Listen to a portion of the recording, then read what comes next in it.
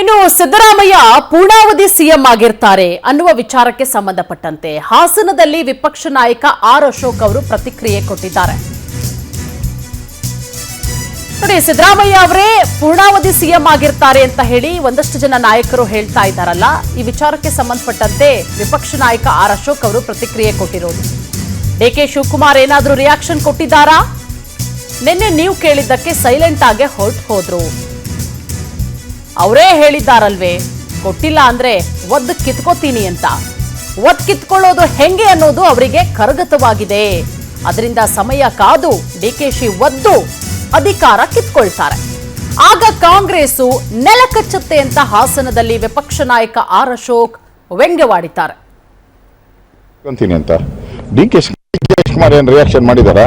ನೀವು ನೆನ್ನೆ ಕೇಳಿದ್ರಲ್ಲ, 5 ವರ್ಷ ಅವರೇ ಸಿಎಂ ಇರ್ತಾರೆ ಅಂತ. ಸೈಲೆಂಟ್ ಆಗಿ ಹೊರಟೋದ್ರ ಮನುಷ್ಯ ವಿಧಾನಸಭೆಯಲ್ಲಿ ಹೇಳೋದಲ್ಲ, ಕೊಟ್ಟಿಲ್ಲ ಅಂದ್ರೆ ಒದ್ದು ಕಿತ್ಕೊಂತೀನಿ ಅಂತ.